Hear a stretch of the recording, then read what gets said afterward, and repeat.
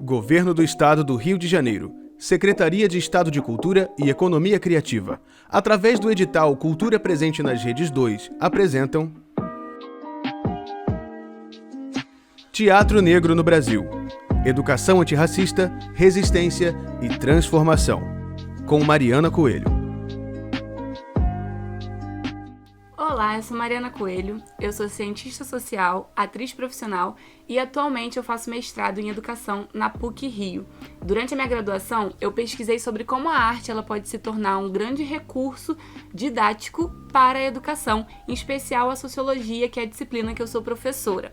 E aí eu te convido a conhecer um pouquinho mais sobre esse trabalho. Eu tenho vídeos gravados aqui no canal sobre ele e o link dos vídeos vão estar na descrição desse vídeo, e aí você pode ir lá conferir. Esses vídeos eles foram contemplados no edital Cultura Presente na sua primeira edição. Mas, se você chegou aqui agora, calma, tem o vídeo 1, onde eu faço a primeira parte desse projeto, então pausa esse vídeo, volta lá no vídeo 1, assiste e depois você continua aqui, tá bom? Já assistiu? Então vamos lá! No vídeo 1, a gente falou um pouco sobre a construção racial brasileira, sobre o racismo no mundo das artes, né? Sobre a construção de um ideário, sobre beleza, protagonismo, heroísmo, né? Falamos sobre o senso comum e aí finalizamos falando sobre a questão da representação. E o ponto que eu quero falar agora é que a representação, ela nem sempre é feita de uma maneira fiel, de uma maneira autêntica ou de uma maneira justa, né? E aí, um exemplo disso é o blackface. Emerson Silva, doutor em estudos literários, mestre em artes da cena, licenciado em artes cênicas e professor da Unifap, define o blackface como um mecanismo racista que reforça estereótipos em que rostos brancos eram pintadas com tinta preta, criando uma representação desejada dos negros. Os primeiros registros dessa prática datam por volta dos anos de 1830 nos Estados Unidos. Essa técnica ela teve muita adesão, né, na TV, nos programas de TV e no teatro, principalmente nos Estados Unidos. E ela acabou ganhando o mundo, sendo representada em diversos locais, né? Nesse momento, políticas segregacionistas, né, impediam uma convivência entre pessoas negras e pessoas brancas, o que faz com que essas pessoas negras elas não pudessem se representar, né, nesses programas de TV, nos filmes, no teatro. Então, os brancos se pintavam de preto e os representavam. Só que essa representação era carregada de estereótipos racistas, então o modo como eles falavam, se vestiam, né, sotaque e as próprias características físicas. Então, não dá para dizer que era uma boa representação, apesar de ser uma representação. No Brasil, a gente teve uma personagem muito famosa, né, que foi altamente reproduzida por homens, por mulheres, né, em diversas situações, que é a Nega Maluca, que é uma representação de como a mulher negra seria. Mas geralmente as pessoas que se vestem de nega maluca reforçam alguns traços no rosto, como o nariz, a boca, né? Ou então preenchimento do seio, né? Da bunda, e fazem um corpo dessa mulher, um rosto para essa mulher, colocam uma peruca, né? Que mimetiza o cabelo crespo, né? O black. Mas essa personagem, ela carrega com si diversos estereótipos racistas e super preocupantes nesse sentido, porque de nada é representativo. Acaba sendo uma forma irônica, uma forma de ridicularizar essa figura, né? Até no seu nome, né? Nega Maluca. E aí o blackface, né, ele é reconhecido enquanto uma técnica racista e a sua eliminação ela vai sendo gradual do mundo das artes, porque vai se entendendo que não há necessidade, né, de representar de uma forma pejorativa se você pode dar a oportunidade dessas pessoas se autorrepresentarem de uma forma mais honesta, de uma forma mais humanizada.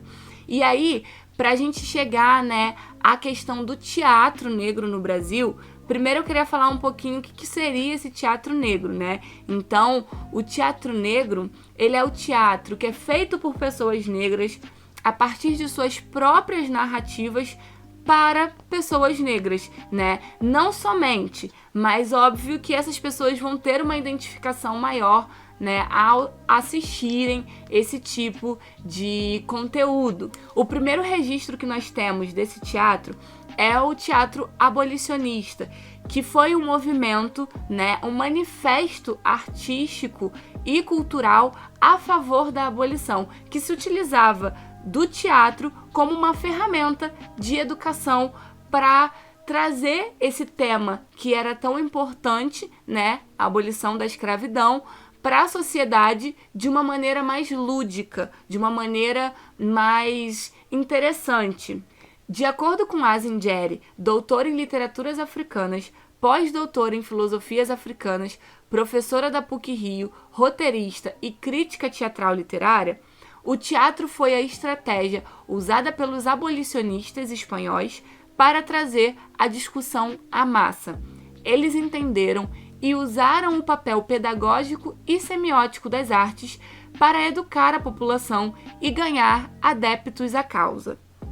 Através de conferências emancipadoras, figuras importantes abolicionistas promoviam uma espécie de debate por meio da arte e possibilitavam e impulsionavam uma consciência social e racial sobre as mazelas causadas pela escravidão.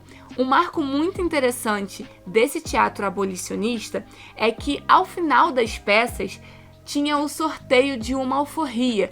Então, os organizadores, né, eles sorteavam uma alforria, o que fazia com que as pessoas que ainda estavam em situação, né, de escravidão fossem a esse teatro, assistissem, tivessem contato, né, com esse manifesto político através da cultura, ainda poderiam ser sorteadas e saírem, né, do teatro libertos. Então, esse é um momento muito especial onde você tem a entrada do negro, né, dessa figura no teatro sendo representado por ele mesmo, né, e não por um branco. Apesar dessa inclusão e o sorteio da alforria, o Emerson Silva, ele vai colocar que esse movimento abolicionista no teatro, mesmo sendo importante, sempre apresentava o discurso vindo do senhor, uma vez que o escravo não possuía cultura letrada.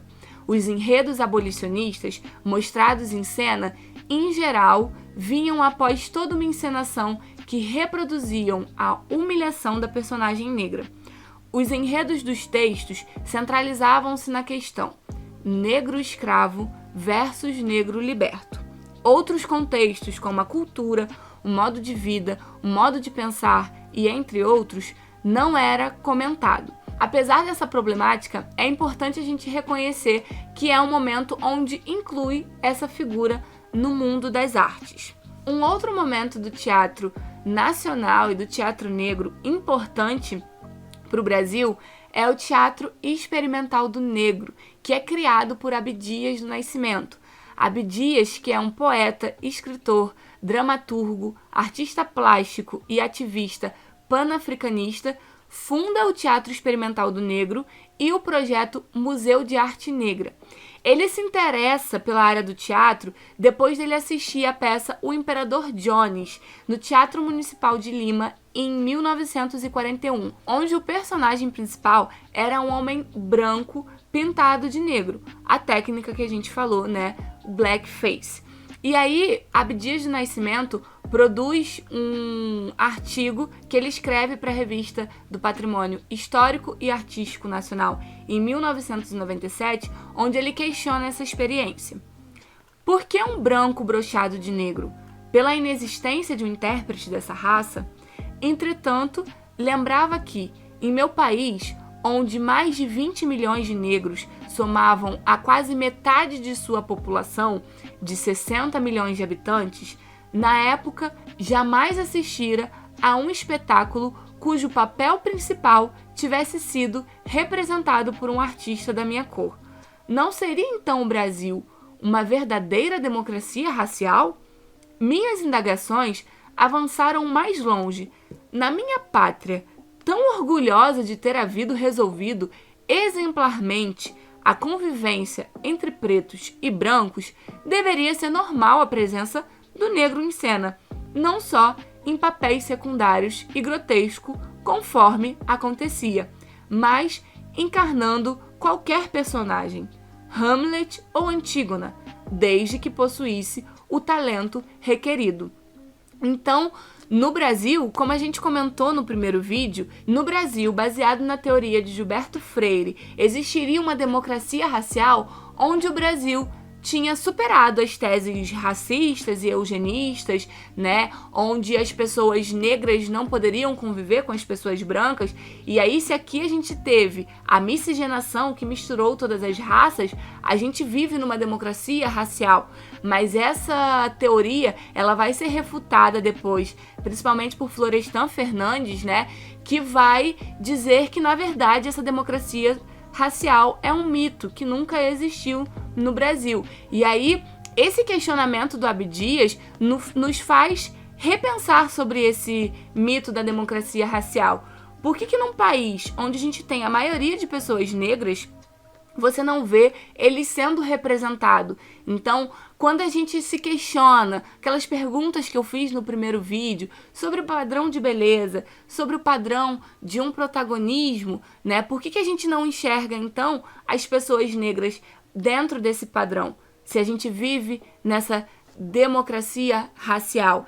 E aí, Abdias, a partir dessa experiência, cria o Teatro Experimental do Negro, que tem uma proposta de reabilitar e valorizar socialmente a herança cultural, a identidade e a dignidade do afro-brasileiro por meio da educação, da cultura e da arte. Outro ponto também muito interessante, que além dessa proposta de Abdias, é que o Teatro Experimental do Negro, ele elabora um trabalho alternativo de educação direcionado à população negra e oferece programas de alfabetização e iniciação cultural.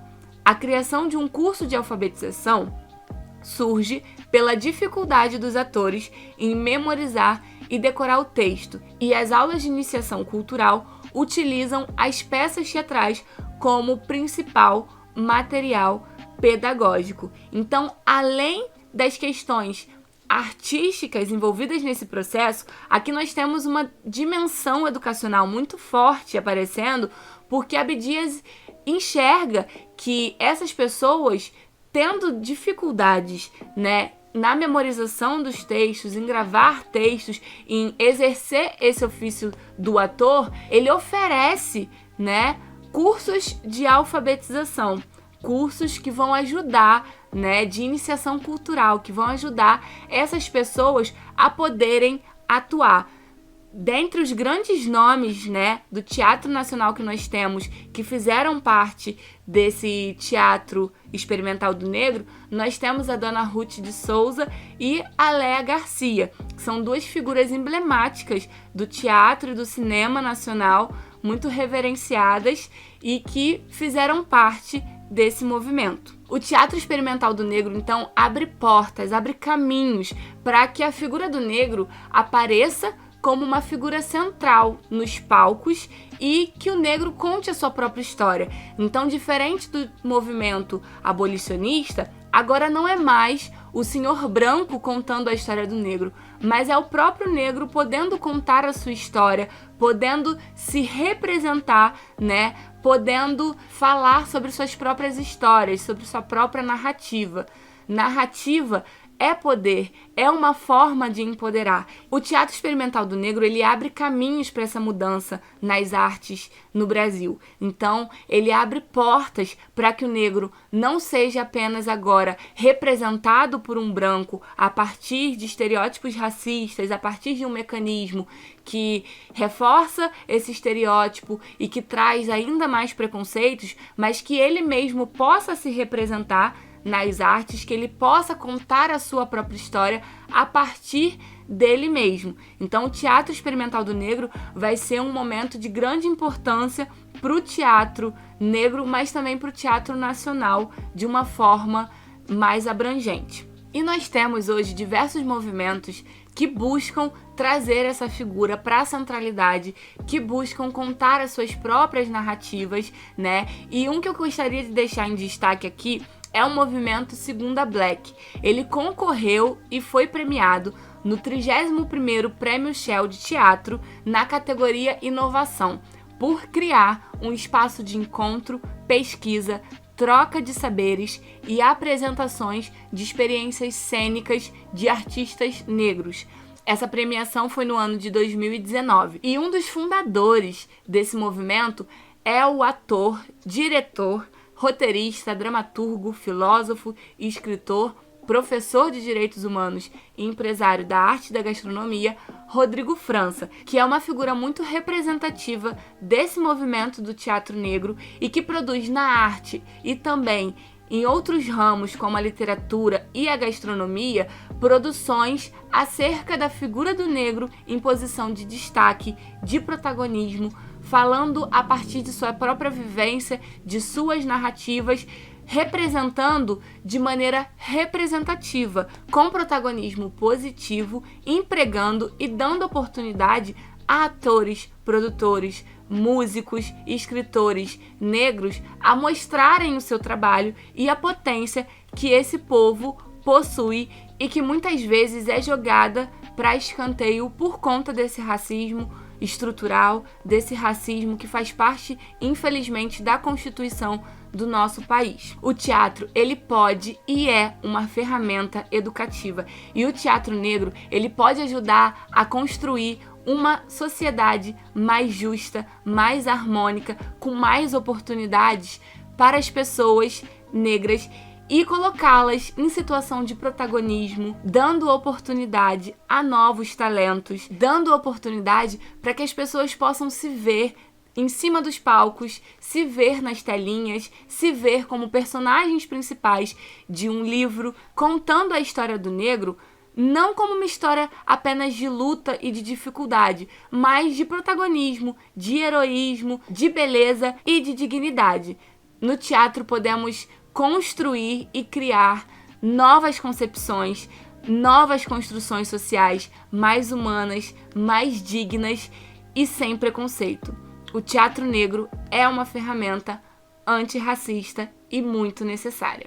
Esse vídeo foi contemplado no edital Cultura Presente nas Redes 2, do Governo do Estado do Rio de Janeiro, da Secretaria do Estado de Cultura e Economia Criativa. Então eu quero agradecer ao governo e à secretaria por ter possibilitado que eu contasse um pouquinho do que está sendo a minha pesquisa no meu mestrado sobre o teatro negro. Muito obrigado você que assistiu até aqui. Não se esqueça de curtir esse vídeo, de compartilhar com seus amigos, se inscreva no canal e ative os sininhos para notificação dos próximos vídeos. Um beijo e até a próxima! Produção, roteiro e apresentação, Mariana Coelho. Narração e edição, Paulo Ricardo Soares.